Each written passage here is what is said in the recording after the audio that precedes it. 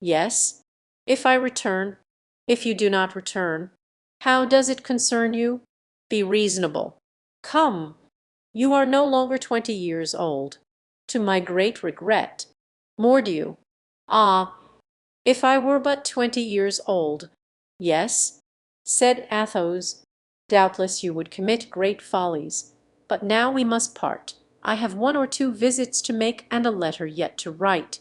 Call for me at 8 o'clock, or shall I wait supper for you at 7? That will do very well, said Aramis. I have 20 visits to make, and as many letters to write. They then separated. Athos went to pay a visit to Madame de Vendôme, left his name at Madame de Chevreuse, and wrote the following letter to D'Artagnan. Dear friend, I am about to set off with Aramis on important business. I wished to make my adieu to you, but time does not permit. Remember that I write to you now to repeat how much affection for you I still cherish. Raoul is gone to Blois and is ignorant of my departure. Watch over him in my absence as much as you possibly can. And if by chance you receive no news of me 3 months hence, tell him to open a packet which he will find addressed to him in my bronze casket at Blois, of which I send you now the key. Embrace Porthos from Aramis and myself. Adieu. Perhaps farewell. At the hour agreed upon Aramis arrived.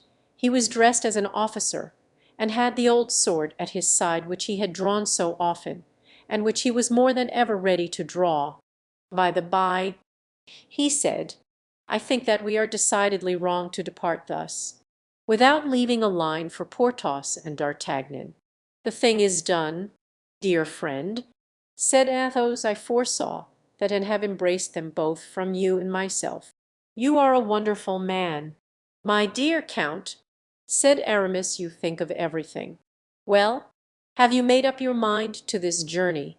Quite, and now that I reflect about it, I am glad to leave Paris at this moment, and so am I, replied Athos. My only regret is not having seen D'Artagnan, but the rascal is so cunning, he might have guessed our project.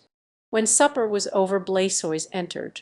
Sir, said he, here is Monsieur d'Artagnan's answer. But I did not tell you there would be an answer. Stupid, said Athos. And I set off without waiting for one.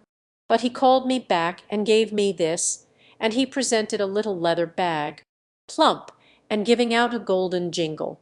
Athos opened it, and began by drawing forth a little note, written in these terms: My dear Count, when one travels, and especially for 3 months, one never has a superfluity of money. Now, recalling former times of mutual distress, I send you half my purse. It is money to obtain which I made Mazarin sweat. Don't make a bad use of it. I entreat you. As to what you say about not seeing you again, I believe not a word of it with such a heart as yours, and such a sword one passes through the valley of the shadow of death a dozen times, unscathed and unalarmed. Au revoir, not farewell. It is unnecessary to say that from the day I saw Raoul I loved him, nevertheless. Believe that I heartily pray that I may not become to him a father, however much I might be proud of such a son. Your D'Artagnan. P.S. Be it well understood that the 50 louis which I send are equally for Aramis as for you as Aramis. Athos smiled, and his fine eye was dimmed by a tear. D'Artagnan, who had loved him so tenderly, loved him still, although a Mazarinist. There are the 50 louis.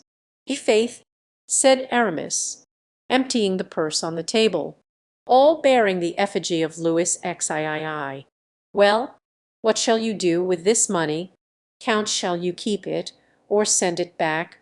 I shall keep it, Aramis, and even though I had no need of it, I still should keep it. What is offered from a generous heart should be accepted generously. Take 25 of them, Aramis, and give me the remaining 25. All right. I am glad to see you are of my opinion.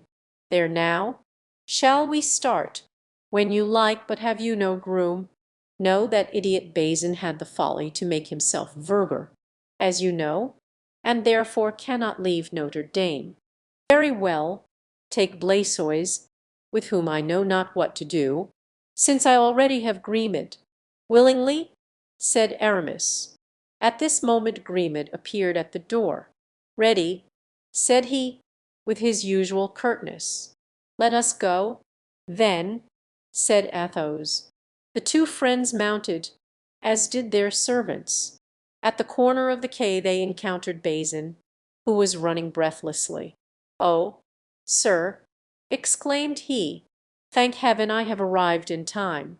Monsieur Porthos has just been to your house, and has left this for you, saying that the letter was important and must be given to you before you left.